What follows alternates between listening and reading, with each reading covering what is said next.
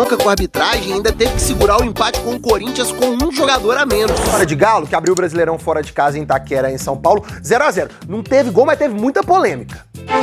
A primeira parada de uma longa jornada. Começa o Campeonato Brasileiro para Corinthians e Atlético Brasil.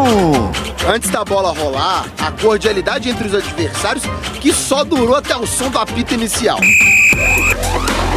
Aquela gentileza toda ficou pro início do jogo, viu? Logo no primeiro lance, sem tocar na bola, Yuri Alberto sofre a falta e já vem cartão. Com menos de 1 minuto de jogo, um amarelo para começar uma sequência de cartões distribuídos. Em um desses cartões, um lance que deixou todo o time atleticano na bronca. O desarme do Fagner, ele deixa um pouco a mais o pé. E aí tem que dar uma olhada se é um ato disciplinar ou não. Ainda no intervalo, o Atlético publicou imagens de como ficou, olha só, a coxa do Zaratio. E depois da partida, uma nota repudiando a condução da arbitragem no jogo. Isso é jogo brusco grave, é brutalidade, é força excessiva, é com risco de lesionar o adversário. Portanto, na minha avaliação, é uma entrada para cartão vermelho. Pouco importava se era só a primeira rodada. No campo, a batalha era intensa como uma partida de mata-mata. Essa intensidade se espalhava pelo estádio na beira do campo. Toda vez que o Atlético perde a bola, ele começa uma gritaria aqui pro pessoal tentar retomar. E ao redor dele, a torcida do Corinthians faz a festa. Todo esse vigor, porém, não refletia em chances claras para nenhuma das equipes.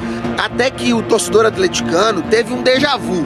Parece que já tinha visto aquela cena antes na final do Mineiro. Saravia de novo de cabeça. Lance igualzinho do primeiro gol do Galo no último domingo, na final do estadual.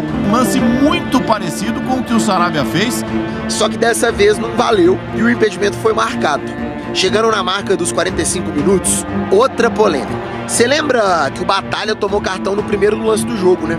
Tomar o segundo amarelo, ele vai ser expulso.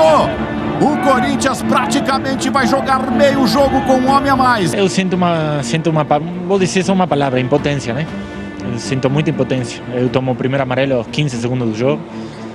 E o segundo amarelo também é bem polêmico, mas a gente tem que aceitar e continuar trabalhando. Muito trabalho para tentar diminuir a desvantagem numérica em campo. O Everson, por exemplo, trabalhou para evitar que essa jogadaça do Wesley terminasse em gol. Pro Atlético tentar encontrar o seu gol, quem desencantou nas últimas partidas teve que sair do banco. Paulinho sai, entra Scarpa. E esperar os 51 da segunda etapa para quase mudar o rumo dessa história. Bateu Cássio! Poderíamos ter vencido quase ali no final, mas o Corinthians tem um grande goleiro. Fim de jogo com 10 em campo por mais de 50 minutos. E um 0x0 no placar que deixa um ponto com gostinho de 3, né, pelas circunstâncias. Sinto orgulhoso. Me sinto orgulhoso. Jogamos com caráter e personalidade. Fizemos praticamente um 11 contra 11, onde pressionamos o Corinthians no seu campo. Claro que a gente veio para sair com a vitória, mas dentro do ocorrido, o empate foi um bom início de campeonato. Segunda-feira sem Henrique Fernandes no Globo Esporte, não é segunda-feira. E agora segunda-feira com o Campeonato Brasileiro, né? Sempre repercutindo a rodada. Bom demais, seja bem-vindo. Vamos falar desse 0x0 Galo e Corinthians. Isso. O Batalha foi expulso, mas antes ele estava exercendo uma função diferente. Função diferente, né? O Batalha jogou de zagueiro. Às vezes a gente se apega demais à posição. Olha como o Batalha jogou ali entre o Lemos e o Gemerson. Mesma função que o Fux, por exemplo, fez na final do Mineiro, quando o Milito aplicou pela primeira vez o seu sistema com 3 zagueiros. Com bola ele se adiantava um pouquinho mais, mas jogou ali entre os 2 defensores. E essa posição dele de zagueiro, pra mim, teve um peso enorme no lance da expulsão.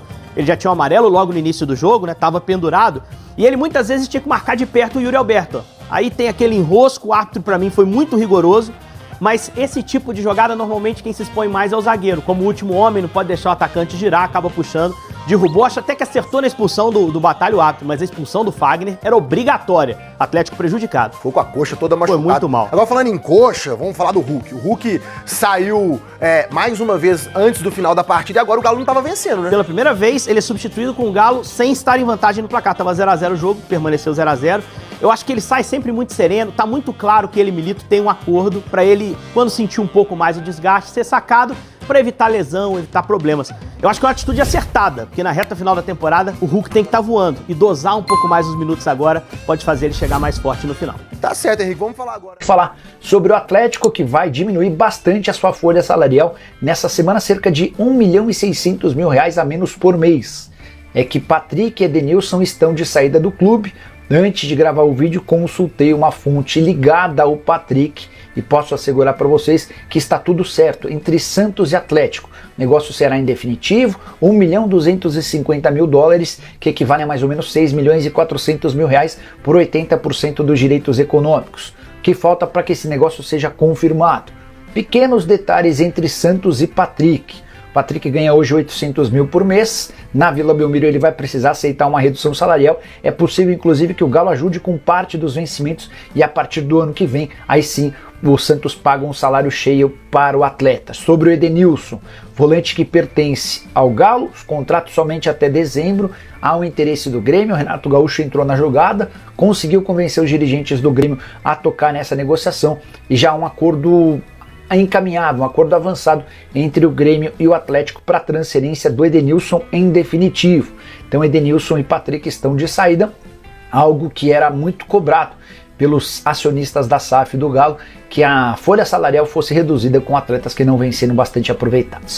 Que a gente teve muitas reclamações de lado a lado contra a arbitragem, o Corinthians querendo reclamar para quê? Para não mostrar que foi beneficiado, porque foi muito beneficiado. Eu nem acho diferente do Rafael Miranda, do Bob, dos meninos que estavam aqui com a gente ontem. Eu nem acho que o Batalha foi mal expulso. Eu acho que ele tomou o primeiro cartão amarelo com 9 segundos, num lance sim de cartão amarelo. O Yuri Alberto girou pra cima dele, ele puxou o Yuri Alberto na entrada da área. Você quer uma água? Você quer uma água? E o outro lance foi exatamente igual, só que em vez de ser na entrada da área, foi próximo ali ao meio campo, ele segurando o Yuri Alberto. Então, pra mim, justa e merecida a expulsão do Batalha. Ponto. De resto, antes da expulsão do Batalha, já era para ter acontecido a expulsão do Fagner.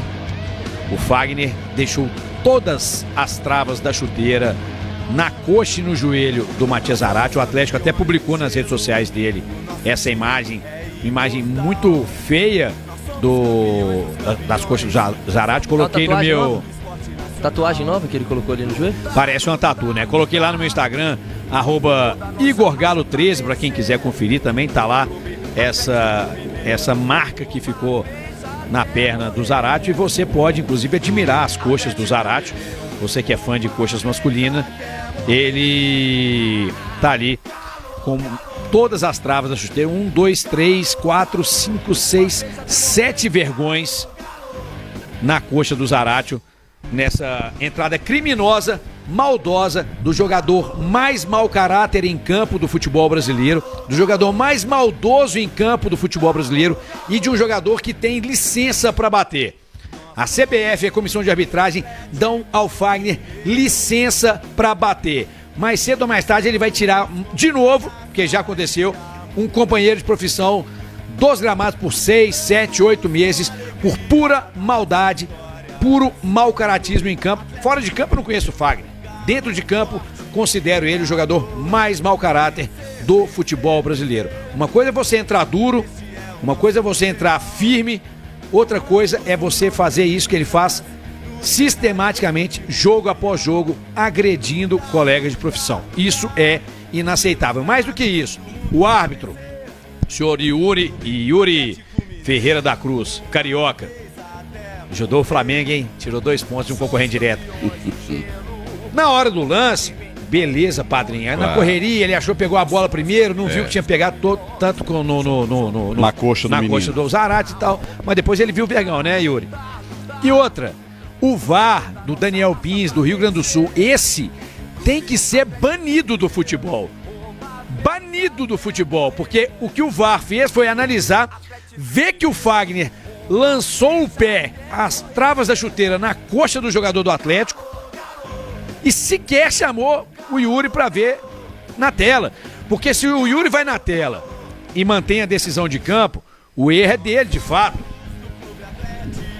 Como aconteceu com o Flávio, lá no jogo do Grêmio Internacional. O Flávio, que foi o árbitro do Clássico Atlético Cruzeiro, deu aquele pênalti do Lucas Silva, Robertão. No jogo do Grêmio contra o Vasco... É mesmo, velho. Ele teve um bloqueio muito mais assintoso do que o do Lucas Silva. E ele não deu. Ele foi ao VAR, porque foi chamado pela árbitra de vídeo. E ele falou, não, mantenho a decisão de campo, não vou dar o pênalti. Ou seja, algo de errado não está certo. Sem contar o juizão mineiro aqui, André, né? Que apitou Atlético Goianiense e Flamengo lá e que, curiosamente, beneficiou o Flamengo. Ou seja, sistematicamente, erros de arbitragem que condenam placares em 30% dos jogos da rodada.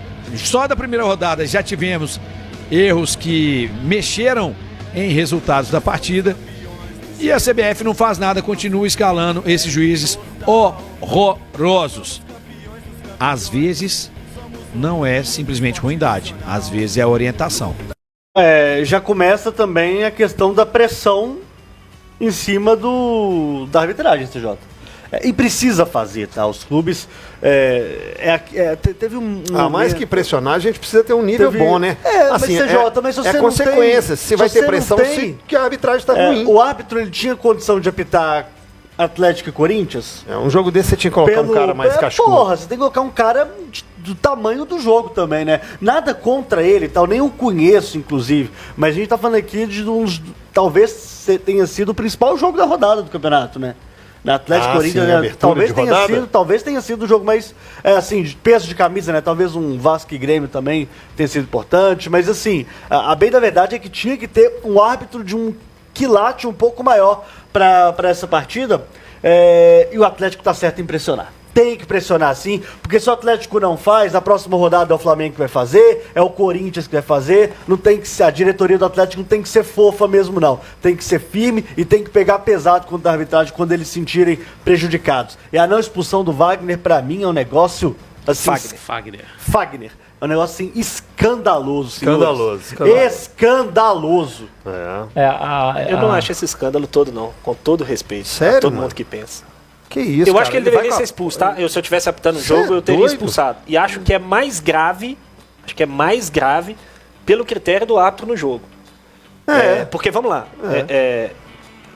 a opinião agora vai ser meio polêmica, mas vou até falar de outro lance também, que pra mim são lances parecidos no protocolo.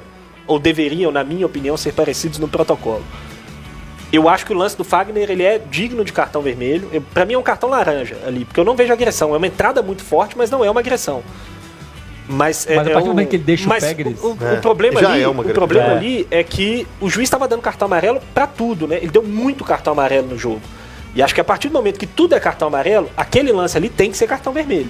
Gabriel Milito não vai poder contar com o Rodrigo Batalha, expulso, e eu não vou achar que foi injustamente não, porque foi justamente, para mim, a expulsão justa do Milito pela circunstância. Agora eu tava vendo um lance curioso, a gente falou sobre o jogo do Atlético Goianiense contra o Flamengo, e teve um lance em que o Eric Pulgar, da equipe do Flamengo, ele picou o pé por trás de um jogador da equipe do Atlético Goianiense, e o juiz não deu cartão para ele, o Robertão. Não achou que era jogada para falta tática para parar a jogada.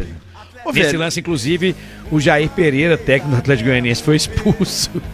Esse é outro Jair Pereira, né? Jair Ventura, perdão. O filho do Jairzinho. O Jair Ventura, Cara, o que me chama atenção no VAR do futebol brasileiro... Não acho que é falta para expulsão, tá? Mas era uma falta tática, no mínimo um amarelo pro Eric Pulgar, né? Em qualquer lugar no mundo isso é amarelo, gente. O que me chama atenção no futebol brasileiro... Desde que o time... Não seja o Flamengo. Né? É que o seguinte, cara, essas coisas... A gente não tem essa percepção porque a gente não conhece outras ligas, né? A gente só tem o futebol, o Campeonato Brasileiro e a Copa do Brasil, e o resto passa a margem, né?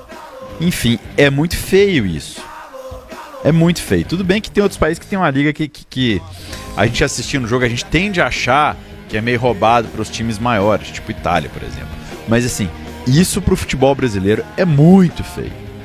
Ainda mais agora que tem imagem para tudo quanto é lado. Mas isso acontece lá fora também. Se a gente puxar lá a Liga, por exemplo, A narrativa do pessoal do Real Madrid é que não tem favorecimento nenhum, mas o pessoal do Barça e do Atlético de Madrid e os outros times também sempre alegam que tem um favorecimento sim mais forte, tem um olhar mais carinhoso da arbitragem com o Real Madrid, mas por exemplo esse ano no jogo contra o Valência o juiz acabou o jogo, o Real Madrid cruzou uma bola na área e fez o gol, a bola estava no alto, eles pararam o jogo. Então tem no mundo inteiro esse tipo de situação. Que Copa do Mundo que teve isso, Padre? 78, Nelinho demorou para bater o escanteio contra, se não me falha a memória, contra a Suécia. Ou Suécia ou Suíça? Eu acho que é Suécia. Aí o Nelinho bateu, o Zico cabeceou, o árbitro olhou e falou assim, o jogo acabou a hora que ela estava no meio do trajeto. Em 2014, aqui no Brasil, o Benzema faz um gol chutando de fora da área. Eu não sei se é quando ele bate na bola ou quando ele faz o movimento da finalização. O juiz apita, o Benzema faz o gol, é um golaço. E aí não valeu, porque o jogo já tinha acabado. Isso é gente, essa arbitragem, assim, ela é totalmente ridícula. O futebol brasileiro precisa rever. Isso depõe contra o produto Campeonato Brasileiro e as outras ligas aqui.